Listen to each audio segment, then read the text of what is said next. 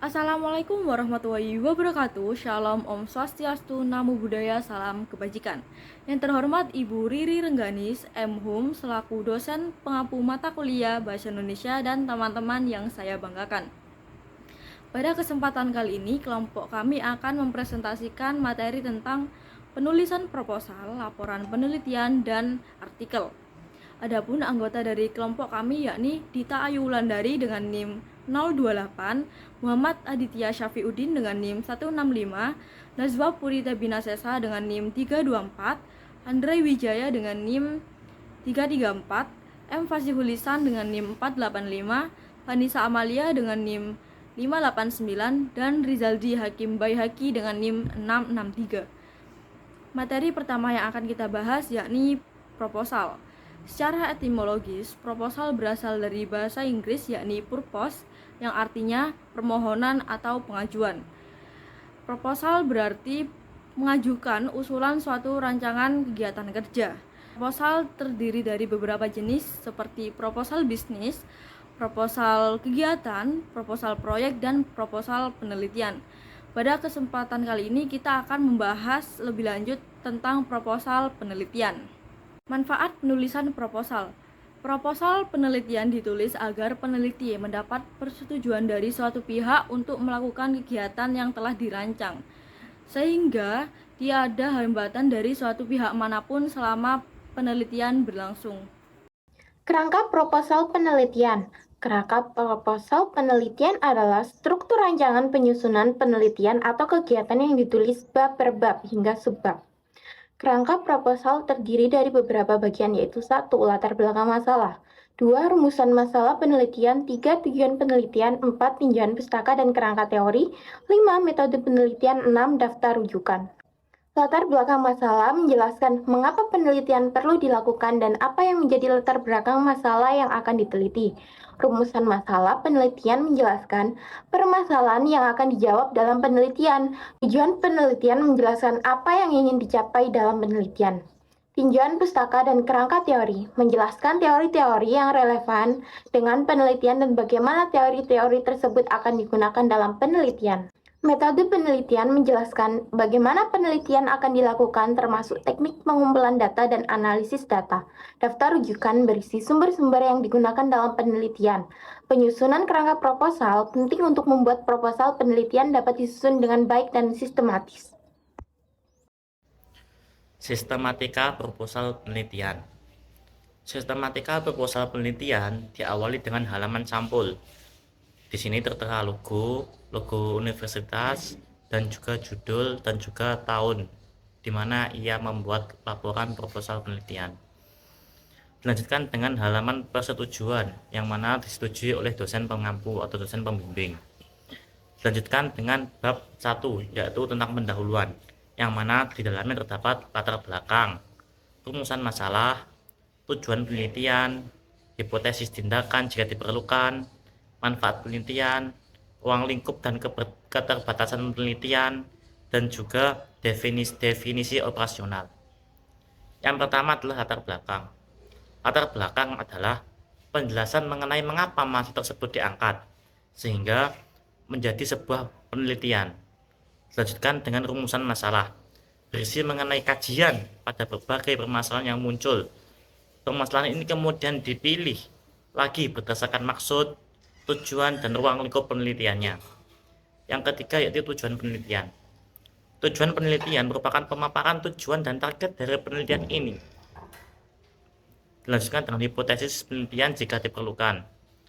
Manfaat penelitian. Apa manfaat dari penelitian ini terhadap masyarakat ataupun terhadap suatu organisasi ataupun terhadap suatu lingkungan. Dilanjutkan dengan ruang lingkup dan keterbatasan penelitian, di mana sampai mana saja batasan penelitian ini tercapai ataupun sampai mana saja penelitian ini dilaksanakan. Dilanjutkan dengan definisi operasional, bagaimana pengoperasional penelitian ini dilakukan.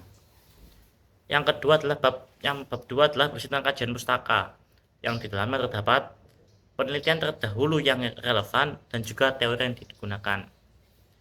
Yang penelitian terdahulu yang relevan itu bisa diambil dari penelitian-penelitian yang sudah ada sebelumnya, kemudian dikembangkan, ataupun berasal dari ide-ide peneliti sebelumnya kemudian disempurnakan. Dilanjutkan dengan teori yang digunakan. Teorinya ada banyak sekali, ya, bisa pendekatan secara sistematis ataupun pendekatan secara kuantitatif. Dilanjutkan dengan bab 3 yang berisi tentang pendekatan, rancangan, desain atau jenis penelitian. Yang kedua, sumber data penelitian. Yang ketiga, instrumen penelitian. Yang keempat, teknik pengumpulan data. Dan yang kelima, teknik analisis data. Yang pertama adalah pendekatan, rancangan, desain atau jenis penelitian.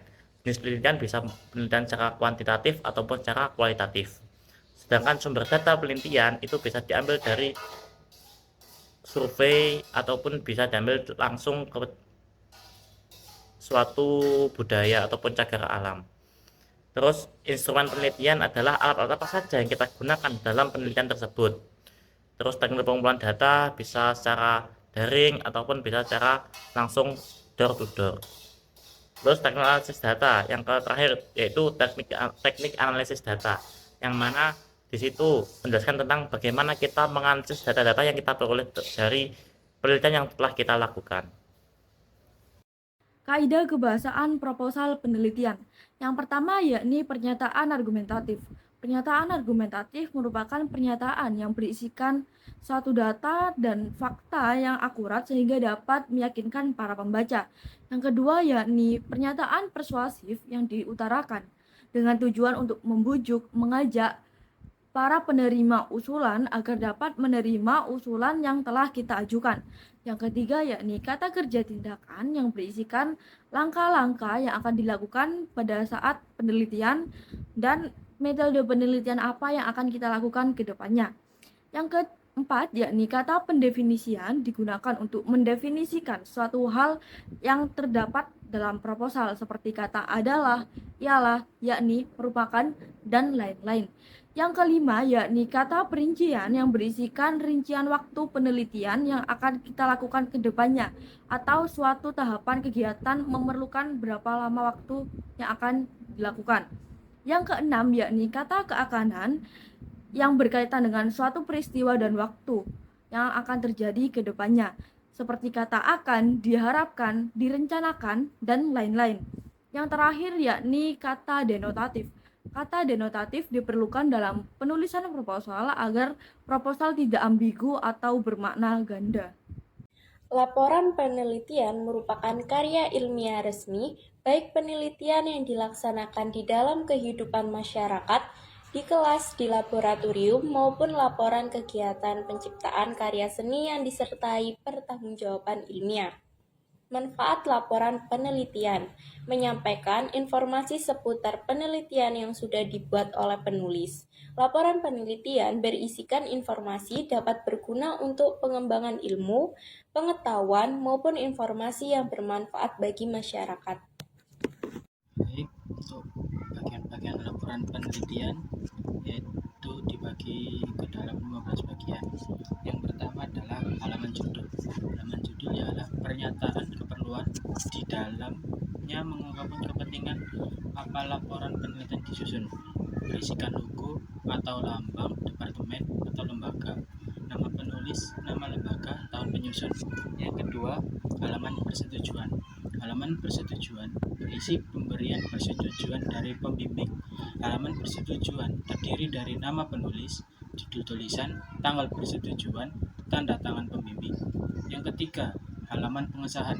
Halaman pengesahan berisi pengesahan dari pihak-pihak terkait laporan penelitian. Halaman pengesahan dapat disahkan dalam kurung ditandatangani apabila penulis telah melewati tahap pengajuan dari tim penguji berupa ujian dan revisi. Halaman pengesahan terdiri dari nama penulis, nomor registrasi, jurusan atau fakultas, judul, tanggal pengesahan, tanda tangan tim penguji, dan tanda tangan dekan fakultas. Yang keempat, mutu atau persembahan. Halaman mutu berisikan kata-kata mutiara yang diambil dari berbagai sumber maupun kata-kata yang dibuat oleh penulis. Biasanya diperuntukkan untuk Tuhan, orang tua, kasih, sahabat, alma mater. Tidak terdapat aturan dalam penulisan moto namun tetap menggunakan bahasa yang sopan, baik, dan benar. Yang keempat, ada prakata. Terdapat hal-hal yang diungkapkan dalam prakata, yaitu A. Puji syukur kepada Tuhan. B. Judul penelitian. C. Fenomena isi. D. Hambatan penyusunan dan cara mengatasi. E. Ungkapan terima kasih kepada pihak-pihak yang membantu. F. Saran dan kritik. G. Harapan. H. Penyebutan tempat, tanggal, bulan, dan tahun penulisan. Yang keenam, yaitu daftar isi. Daftar isi berfungsi untuk memudahkan pencarian halaman-halaman yang ingin dikehendaki oleh pembaca. Daftar isi berisikan judul bab, subbab, sub-subbab, dan seterusnya. Penyusunan daftar isi disusun setelah penyusunan laporan selesai. Yang ketujuh, ada daftar tabel, bahkan gambar. Dalam penyajiannya, tabel, bahkan gambar diberi nomor urut. Hal ini untuk memudahkan pencarian. Yang kedelapan, abstrak. Abstrak merupakan rangkuman keseluruhan isi tulisan.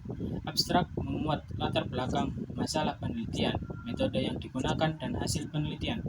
Yang kesembilan, pendahuluan. Pendahuluan adalah bab pertama dari sebuah laporan penelitian yang mengantarkan pembaca untuk dapat menjawab pertanyaan apa yang diteliti, untuk apa, dan mengapa penelitian perlu dilakukan. Pendahuluan terdiri, yang pertama, latar belakang masalah. Latar belakang masalah merupakan mengumumkan adanya kesenjangan antara harapan dan kenyataan, baik bersifat teoretis maupun praktis yang melatar belakangi masalah yang diteliti. Yang kedua, rumusan masalah. Rumusan masalah merusak pernyataan lengkap dan rinci mengenai ruang lingkup yang akan diteliti berdasarkan identifikasi dan pembatasan masalah. Rumusan masalah dikemukakan.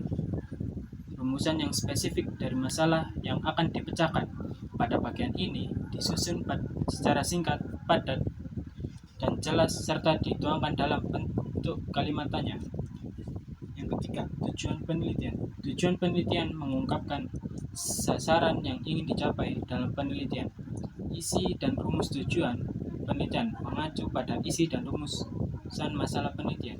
Yang terakhir, manfaat penelitian. Hasil penelitian hendaknya memberikan manfaat yang besar bagi pengembangan ilmu maupun pelaksanaan ilmu. Kontribusi penelitian harus berdampak terhadap perkembangan teoritis dan pemanfaatan praktis. Yang ke-10, landasan teori. Hal-hal atau topik-topik yang perlu ditampilkan dalam landasan teori. Hendaknya hal-hal atau topik-topik yang sesuai dengan judul, sesuai dengan masalah penelitian, dan sesuai dengan tujuan penelitian. Yang ke-11, metode penelitian dibagi menjadi 4. Yang A, pendekatan penelitian. B, sumber data dan data penelitian. C, teknik pengumpulan. D, teknik analisis data.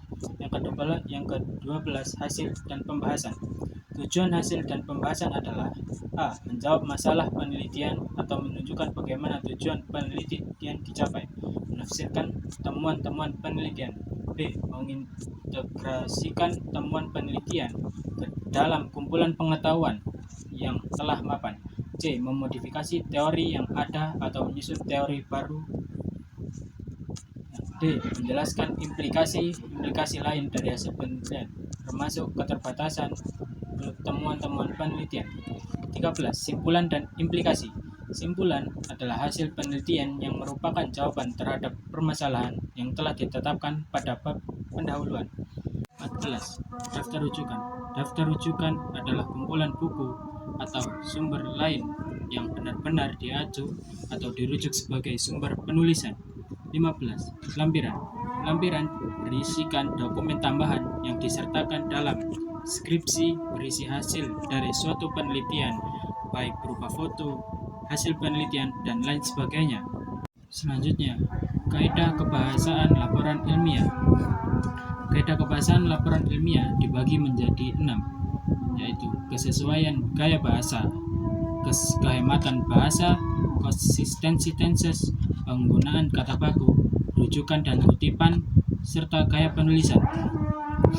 Kesesuaian gaya bahasa. Pastikan gaya bahasa yang digunakan sesuai dengan jenis laporan penelitian yang Anda buat. Laporan penelitian biasanya mengikuti gaya bahasa formal dan akademik. Kehematan bahasa. Hindari penggunaan kata-kata yang berlebihan atau ambigu. Gunakan bahasa yang sederhana dan jelas untuk menjelaskan konsep dan temuan penelitian. 3. Konsistensi tenses. Pilih satu waktu dan gunakan secara konsisten dalam laporan penelitian Anda. Biasanya, laporan penelitian menggunakan tense masa lampau atau past tense untuk mendeskripsikan metodologi dan hasil penelitian, sementara kesimpulan dapat ditulis dalam tense masa kini atau present tense. Penggunaan kata baku. Gunakan kata-kata baku dan istilah teknis yang sesuai dalam bidang penelitian Anda. Jangan menggunakan kata-kata gaul atau slang kecuali jika diperlukan. Rujukan dan kutipan. Selalu cantumkan rujukan yang tepat jika Anda mengutip atau merujuk ke sumber-sumber lain. Ikuti gaya penulisan kutipan yang biasanya digunakan dalam disiplin ilmu Anda. Misalnya, APA, MLA, Chicago, dan lain-lain. Yang keenam, gaya penulisan. Gunakan gaya penulisan yang konsisten sepanjang laporan penelitian, termasuk format penulisan judul, subjudul, dan penomoran halaman. Artikel ilmiah ialah tulisan yang bercirikan 1. Konteks ilmu pengetahuan yang memenuhi kaidah ontologis, epistemologis, dan aksiologis.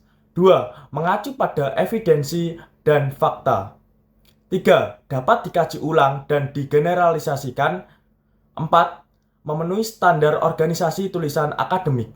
5. Menggunakan bahasa resmi atau ilmiah. Bagian atau sistematika artikel ilmiah. 1. Judul. Judul adalah core-nya artikel. Karena itu, judul artikel ilmiah harus memiliki orisinalitas tinggi agar mampu menarik pembaca. Judul berisikan mempresentasikan topik. Panjang judul sekitar 5-12 kata. Hal yang tidak boleh dilupakan oleh seorang penulis artikel ilmiah dalam pemilihan judul yaitu 1. Judul relevan dengan isu yang mutakhir atau current issue. Yang kedua, judul ilmiah memiliki tingkat orisinalitas tinggi dan bukan hasil dari plagiasi orang lain atau plagiasi dari karya orang lain. Yang ketiga, judul memiliki urgensi yang tinggi. Kemudian ada abstrak. Abstrak ialah intisari artikel ilmiah. Dalam abstrak terdapat kata kunci yang menjadi indeks untuk artikel. Misal pendidikan, sains, psikologi, sosiologi, antropologi, sosial, dan agama. Kemudian yang ketiga ada pendahuluan. Pendahuluan dalam artikel ilmiah ialah hal yang melatar belakangi suatu penelitian. Pada pendahuluan, seorang penulis menunjukkan penelitian terdahulu yang memiliki relevansi dengan topik yang ia bahas. Setelah menunjukkan penelitian yang terdahulu, penulis harus mampu menunjukkan GAP dari penelitian terdahulu tersebut. Gap yang dimunculkan oleh penulis merupakan orisinalitas sebuah penelitian. Dalam pendahuluan berisikan hal-hal berikut. Yang pertama, latar belakang. Latar belakang merupakan hal ikhwal. Mengapa penelitian tersebut dilakukan? Yang kedua, ada rumusan masalah. Rumusan masalah adalah turunan dari topik penelitian yang akan dieksplanasi dan dieksplorasi. Yang ketiga, manfaat. Dalam artikel ilmiah, sisi kemanfaatan dimunculkan secara eksplisit agar pembaca mengetahui letak urgensi penelitian tersebut. Yang keempat, landasan teori. Landasan teori berisikan tentang teori yang digunakan sebagai landasan untuk penelitian. Teori yang digunakan dalam landasan teori dimunculkan dengan cara menelaah sumber yang dijadikan rujukan dan dipaparkan secara holistis. Pemilihan sumber rujukan haruslah memiliki karakteristik berikut. 1. Kemutakhiran data. 2. Otoritas sang penulis. 3. Rujukan atau utama. 4. Metode penelitian yang berkaitan dengan strategi peneliti dalam mendesain, mengolah, menganalisis, dan memaparkan hasil penelitian. Ketika seseorang meneliti, mereka harus menentukan pilihan dalam hal pendekatan penelitian. Pendekatan penelitian bisa menggunakan kualitatif, kuantitatif, ataupun mixed. Teknik-teknik pengumpulan data ada 3. Yang pertama, teknik dokumentatif, 2. Teknik wawancara, dan yang ketiga teknik etnografis. Dalam menganalisis data, peneliti harus memahami tahapan dalam teknik analisis data yang meliputi 1. Identifikasi, 2. Klasifikasi, 3. Reduksi, 4. Paparan, dan 5. Evaluasi. 6. Analisis atau diskusi hasil pembahasan. Dalam artikel ilmiah terdapat 2 segmentasi, yakni analisis dan diskusi hasil pembahasan. Analisis berkaitan dengan data utama yang dianalisis oleh peneliti. Adapun diskusi hasil pembahasan ialah analisis yang dihasilkan oleh peneliti didiskusikan, disintesiskan, dan dikomparasikan dengan hasil penelitian terdahulu. Yang ketujuh ada simpulan. Simpulan pada hakikatnya berkait dengan hasil menyimpulkan yang dimunculkan oleh peneliti dengan berdasarkan pada paparan sebelumnya atau hasil penelitian. Yang kedelapan daftar rujukan. Daftar rujukan atau daftar pusaka dirujuk oleh sang penulis. Dalam penulisan, daftar rujukan seorang penulis diharapkan 1. Menulis rujukan yang relevan dengan topik artikel ilmiah yang ditulis. 2. Daftar rujukan merupakan pustaka yang mutakhir, minimal 5 tahun terakhir. Namun, untuk pustaka kategori autoritas merupakan pengecualian. Boleh digunakan meskipun tahun terbitnya lama. Yang ketiga, rujukan merupakan rujukan yang bukan sekunder. Dan yang keempat, memilih rujukan dari sumber penulis yang pertama yang berotoritas saat ini. Penulisan daftar rujukan bisa menggunakan software Mendeley, Zotero, ataupun EndNote. Kemudian ada kaidah kebahasaan artikel ilmiah. 1. Menggunakan kata impersonal. 2. Menggunakan kata baku sesuai dengan KBBI. 3. Menghindari kata bermakna ganda atau ambigu. 4. Menggunakan kata rujukan. 5. Penggunaan konjungsi kausalitas dan konsekuensi. Dan yang keenam, penggunaan kata keterangan.